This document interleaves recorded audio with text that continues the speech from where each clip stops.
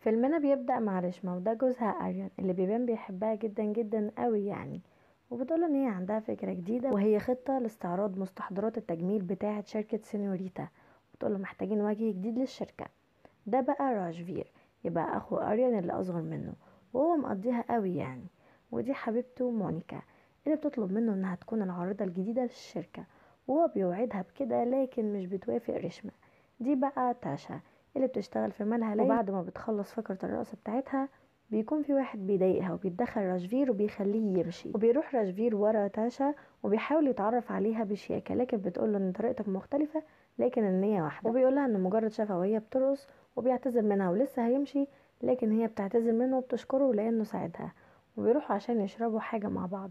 تبدأ تكلمه عن نفسها واحلامها، وبيسألها وبيقولها بتحلمي بايه، وبتقوله ان هي حلمها تكون نجمة كبيرة جدا جدا، وبيقولها ان هو هيحقق لها حلمها ده، وبيصورها عشان تكون العارضة الجديدة.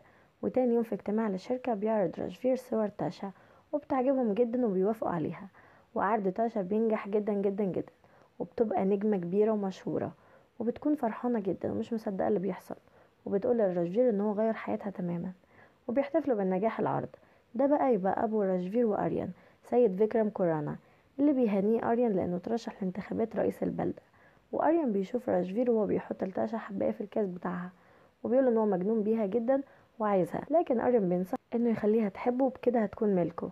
وبيسمع كلامه وبعدين بيوصلها راجفير وبيودعها وبيمشي. وبعد ما بيمشي بييجوا اتنين وبيحاولوا يتحرشوا بتاشا، لكن راجفير بيرجع وبيضربهم وبينقذها منهم. بيقوله لحد امتى هتستمر في انقاذي؟ بيقول لها طول ما انت في المكان ده. وبتقول له امال اروح فين؟ وبياخدها معاه وبيجيب لها بيت حلو جدا وكبير جدا جدا قوي يعني.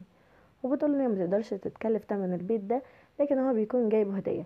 بتفرح جدا تاشا وبتحضنه وبيسيبها وبيروح للشباب اللي ضايقوه، وبيكون هو اللي مأجرهم عشان يبان شهم قدامها وينال اعجابها. بتعرف مونيكا ان هو سابها عشان تاشا وبتوعده انها مش هتسيبه في حاله. وبيروح اريان لتاشا وبيجيب لها عربيه هديه وبيكون معجب بجمالها جدا. وبعدين بيروح راجفير لريشما وبيقول لها ان هو بيحب تاشا جدا، بتقترح عليه ان هو يتقدم لها في حفله السياحه البريطانيه النهارده، ويقول لها ان هو بيحبها وفعلا بيعمل كده. وبتوافق تاشا وبيتضايق اريان جدا. وفجأة اريان بيقول لريشما ان هي وراجفير لازم يروحوا اجتماع النهارده مع بعض، وبتقول له مش الاجتماع ده كان الاسبوع الجاي، لكن بيقول لها ان الميعاد اتقدم وانه مش هيقدر يروح عشان هو وتاشا هيستقبلوا ضيوف النهارده في الحفله، لكن في الحقيقه بيكون عايز يكون مع تاشا لوحدهم. وفي الحفله اريان بيخدر الكاس بتاع تاشا وبتشربه تاشا وبيقربوا من بعض وبتحصل علاقه بينهم. وتاني يوم بيصحى اريان وبيلاقي تاشا بتعيط، وهو بيقولها ان هو كان سكران وما يقصدش، وهي بتقوله انت كده كسرت قلب اخوك، احنا بنحب بعض وهو اتقدم لي، هقول له ايه بعد اللي حصل ده؟ لكن بيقولها ان ده لازم يفضل سر بيننا، بيحبها جدا من اول ما شافها، لكن بتقوله انت مع ريشما بس، هو بيقنعها ان هو ولا بيحبها وان العلاقه بينهم مش مستقره. وبتروح تاشا بيتها وبتلاقي راجفير وبتكون خايفه ومتوتره جدا، بتقول ان هي تعبانه من امبارح ومحتاجه ترتاح. اريان بيقابل ريشما وبتوريه صورته هو وتاشا مع بعض، وبتقوله انت قاصد تبعتنا انا وراجفير الاجتماع عشان تكون معاها. بتضربه بالقلم وبتنهي الشراكه بينهم وبتمشي. بتتصل تاشا باريان وبتقوله يجي لها حالا، وبتقوله انت مش هتبطل تبتزني بالصور، لكن مش بيكون هو اللي عمل كده. وفجأة بتيجي ريشما وبترفع المسدس على اريان، لكن اريان بياخده منها وبيقتلها، وبتخاف تاشا جدا. واريان بيحاول يقنعها ان هي حادثه وانه ما يقصدش يقتلها، وبيشيلها في شنطه العربيه وبيرميها في البحر. وبنعرف ان تاشا هي اللي مخططه لكل ده. الاتنين اللي حاولوا يضايقوها وتبعت حد يعرف مونيكا، وبنعرف كمان ان ما حصلش حاجه بينها وبين اريان، وبتكون عايزه تدمرهم كلهم، وبتطلع صوره شخص وبتكون مشتاقه له جدا، هنعرف مين بعد شويه. وتاشا بتكون خايفه جدا جدا بسبب اللي حصل مع ريشما، وبيطمنها اريان وبتحضنه، وبيشوفهم راجفير وبيسالهم بتعملوا ايه، وبيقول له اريان انه بيدربها على وضعيه التصوير. يرد عليه راجفير وبيقول له ده شغل ريشما، هي فين؟ لكن اريان بيتهرب وبيمشي. وبيفضل راجفير يسال تاشا ايه معنى انها كانت في حضن اخوه بتعيط، بتتعصب عليه وتوريه صور لما كان بيرشي الشباب عشان يضايقوها، ضحك عليها. عصب جدا راجفير وبيروح لمونيكا وبيهددها وبيقول لها انك لو حاولت تتدخلي بيني وبين تاشا هقتلك. وبيكون في حفله والصحافه موجوده عشان الحمله الانتخابيه لسيد فيكرام. وبيتفاجئ اريان بفيديو متصور لما رمى جثه ريشما، وبتمثل تاشا انها خايفه جدا وبتقوله دي جريمه ممكن نتسجن، لكن كل اللي بيكون هامم اريان هي الحمله الانتخابيه. وبيجي راجفير وبيكون سكران وبيفضل يعتذر قدام الناس لتاشا، وبيقول قد ايه ان هو بيحرج ابوه قدام الضيوف. وتاشا بتتعصب منه جدا وبتمشي، وبيروح وراها وبتقوله ان في حد تاني في حياتها وبيتعصب جدا وبيكون عايز يعرف ولسه هتقول مين الشخص ده، لكن فجأة اريان بيدخل وبيقطع حديثهم وبيقول راشفير ان اللي هيفرق بيني وبين تاشا هيتقتل. وبيمشي اريان وبيتعصب جدا من تاشا لانها كانت هتقول على اللي بينهم، وهي بتقوله ان انا لازم نقوله الحقيقة، انا ابتديت افكر فيه. بس هو بيقول لها ان ده مش وقته، انت نسيتي مصيبة رشمة، لكن بتحضنه وبتقوله ان هي بتحبه جدا ومتقدرش تعيش من غيره. وفكرم بيتعصب جدا من اللي عمله راشفير في الحفلة وبيلوم اريان، ولما بيكون بيتكلم معاه بتوصله صور تاشا واريان لما كانوا مع بعض، وبيقوله اريان انه كان سكران وما كانش يقصد. لكن طبعا والده مش بيصدقه وبيسأله اذا كانت رشمة عارفة، وبيقوله ايوه عارفة، وبيستغرب جدا وبيقوله ازاي سابتك عايشة. وبيوصل كمان فيديو اريان وهو بيرمي رشمة وبيتعصب جدا وبيضربه وبيسأله مين الشخص اللي بيبتصور والفيديوهات دي، واريان مش بيكون عارف. وبتوصله رسالة تانية وبيقراها اريان، واللي بيكون مكتوب فيه ان لو اريان وراشفير ما اعترفوش بالجريمة اللي عملوها من سنتين هيسلم الفيديو للشرطة.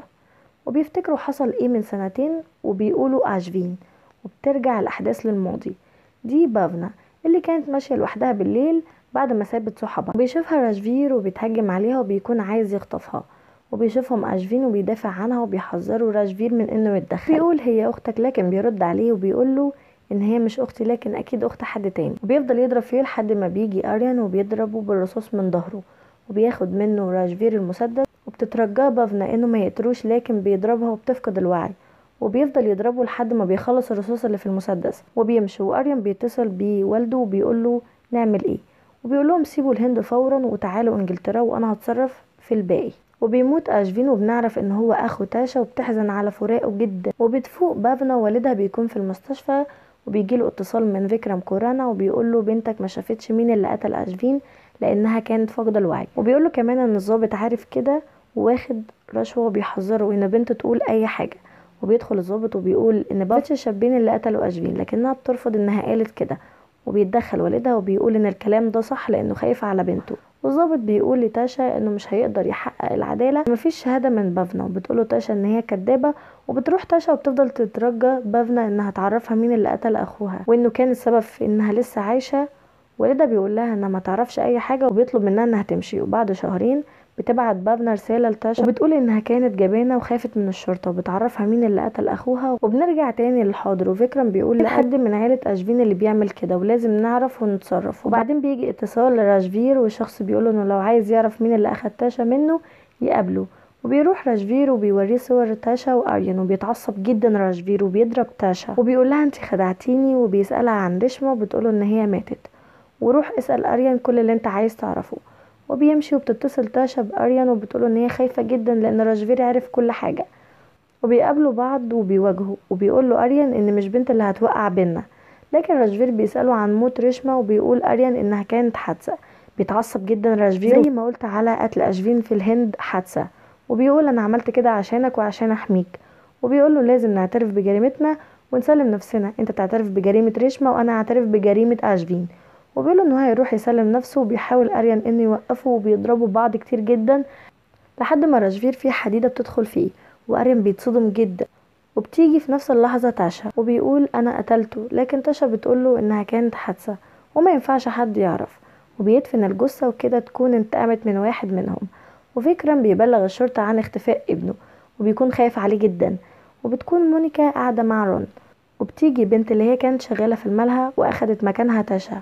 وبيتكشف رون قدام مونيكا وبتعرف ان كل اللي كان بيحصل دوت من تخطيط تاشا. بتتصل باريان وبتقوله كل حاجه هي عرفتها. وبيروح اريان بيت تاشا وبيشوف صور اشفين، وهنا بيتاكد من كلام مونيكا. بتيجي تاشا وبيشوفها اريان وبيقولها ان هو قتل اشفين وان انت كمان هتحصليه. بتضربه تاشا على راسه وبتقوله ان انت قتلت اخوك بايدك وان كان ممكن اقتل راشفير، لكن قتل الاخ لاخوه كان ممتع جدا بالنسبه لي. الفيديو انتشر في كل مكان واكيد البوليس هيجي بعد شوية عشان ياخدك. وبيخنقها لكن هي بتضربه على راسه مرة تانية وبيفقد الوعي. بتيجي الشرطة وبيفوق اريان وبيلاقي تاشا قاعدة بتعيط وخايفة من اريان وكمان متعورة، والشرطة بتاخد اريان وبيكون كل اللي حصل من تخطيط تاشا.